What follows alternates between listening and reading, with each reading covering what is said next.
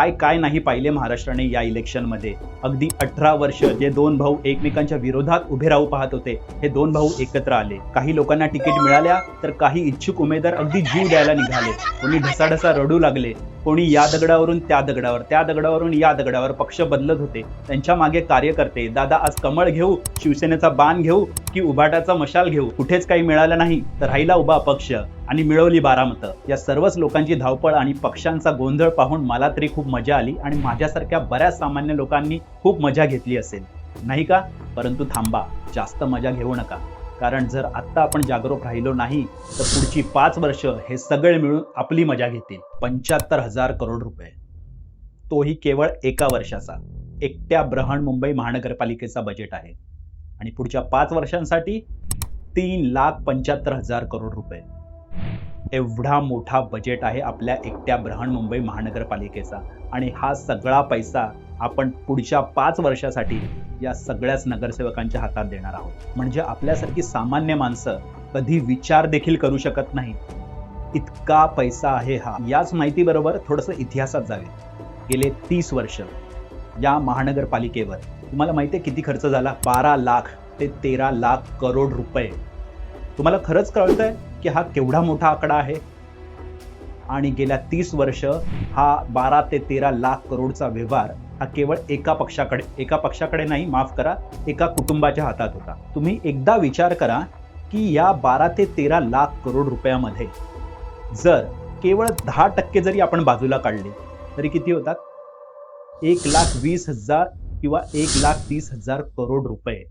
केवळ 10% जरी बाजूला काढले, तुम्हाला आणि मला सगळ्यांना माहिती आहे की किती पैसे कुठे कुठे बाजूला काढले असतील। आता तुमच्या नक्कीच लक्षात आलं असेल की 25,000 रुपये पगार असलेला हा नगरसेवक, ज्याला लोकांनी आपली कामं करण्यासाठी निवडून दिलेला आहे, तो कसा काय एवढ्या मोठ्या गाड्यांमध्ये फिरतो, कसा काय एवढ्या करोडांच्या फ्लॅटमध्ये जाऊन राहतो? पण असो, आपल्याला कुठे काही फरक पडतोय?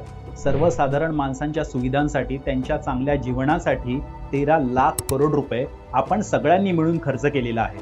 परंतु खरंच तुम्हाला त्या सुविधा मिळतायत का? गेल्या 30 वर्षामध्ये जर का 13 लाख करोड रुपये आपल्या या मुंबईवरती खर्च झाला असता तर आपली मुंबई नक्की अशी दिसली असती का? मग आपला हा इतका मोठा पैसा गेला कुठे? खरं हेच आहे की सामान्य माणसाच्या वाटेला काही आलेलं नाहीये। गेल्या 25-30 वर्षामध्ये त्याची जी हालत होती, कदाचित त्याच्याहून आत्ता बिकट झालेली आहे। रोज बसच्या, ट्रेनच्या गर्दीमध्ये तो मरतोय। लेकरा बाळांना माहिती नसतं आज बाप घरी येईल की नाही येईल। 10-10 तास ड्युटी करतो, येण्या जाण्यासाठी त्याला 2-2, 4-4 तास लागतायत आपल्या या मुंबईमध्ये। प्रत्येक पावसाळ्यात, अगदी न चुकता प्रत्येक पावसाळ्यात सामान्य माणूस अक्षरशः भरलेल्या तुंबलेल्या नाल्याच्या पाण्यामधून ऑफिसला जातो। का? तर एक दिवसाचा पगार कट होईल म्हणून। निकृष्ट दर्जाच्या अशा घाणेरड्या बाजारात त्याला रोज जावं लागतं, असं पाय वर करून करून चालावं लागतं, कारण इतकी घाण असते की तुम्ही सरळ चालू शकत नाही। बरं, या सगळ्यानंतर तुम्ही आजारी पडलात तर गव्हर्नमेंट हॉस्पिटलची सुविधा तुम्ही विचारूच नका। पैसा असेल तर प्रायव्हेटमध्ये जावा, लाखो रुपये भरा, नाहीतर तिथल्या तिथे मरा। पण काय साला मुंबईकराची ओळख आहे? अरे मग काय झालं? हेच तर मुंबईचं स्पिरिट आहे। मुंबईकर म्हणजे कसा? कधीही न खचणारा, कधीही न हरणारा, कितीही मोठं संकट आलं तरी संकटाला सामोरा जाणारा आणि ताठ उभा राहणारा, असा हा माझा मुंबईचा माणूस, असा हा भ्रम आपल्यामध्ये पसरवण्यात येत आहे। खरं तर या सगळ्यामध्ये आपली काहीही चूक नाहीये। या समाजामध्ये केवळ 2% अशी लोक आहेत जे उरलेल्या 98% लोकांना कंट्रोल करतात। त्यांना जसं हवं आहे तसं यांना जगण्यास भाग पाडतात।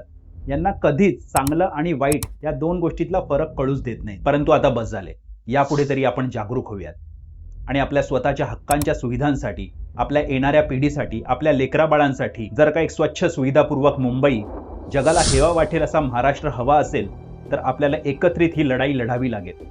यापुढे प्रत्येक नगरसेवकाला जाऊन त्याच्या कामाची जाणीव त्याला करून द्यावी लागेल आणि ही आपल्या सर्वांची प्राथमिक जबाबदारी असली पाहिजे। आता जो काही हा पालिकेचा पुढच्या 5 वर्षाचा बजेट आहे, 3,75,000 करोड रुपये, हा डायरेक्टली कोणत्याही नगरसेवकाच्या खात्यात जात नसतो, तर आपल्या विभागात होणाऱ्या वेगवेगळ्या विकास कामांसाठी हा निधी डायरेक्टली कॉन्ट्रॅक्टरला दिला जातो। तशी या सगळ्याची खूप अशी स्ट्रॉंग सिस्टम बनवून ठेवलेली आहे, परंतु या सिस्टमचा गैरवापर कसा करायचा हे त्यांना चांगलं माहिती आहे।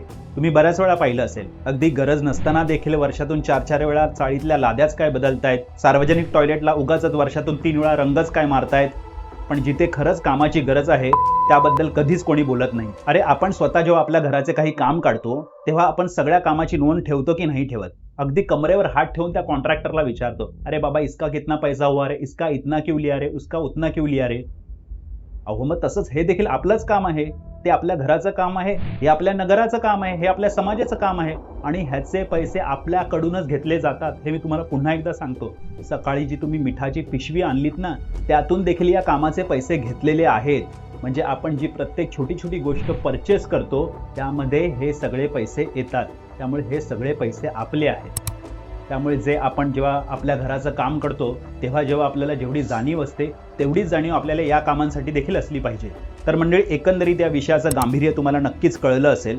मला या सगळ्याबद्दल कधीच केव्हाच प्रॉब्लेम झाला नसता.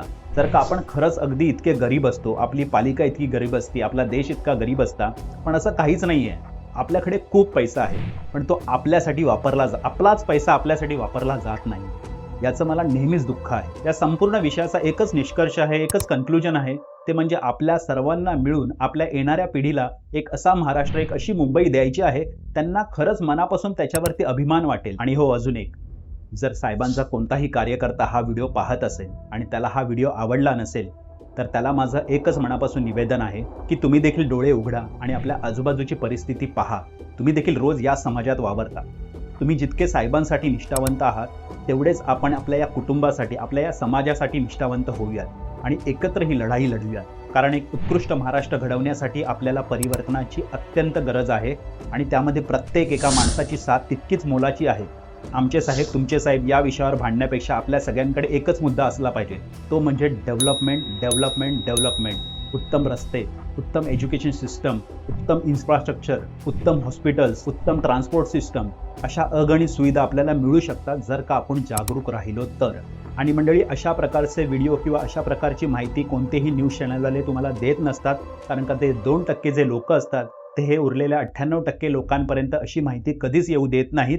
कारण त्यांना लोकांना जागरूक करायचं नसतं. त्यामुळे हा जो व्हिडिओ आहे हा तुम्ही सगळ्यांना शेअर करा, लाईक करा आणि जमल्यास जास्तीत जास्त कमेंट करा मित्रांनो. जय हिंद, जय महाराष्ट्र.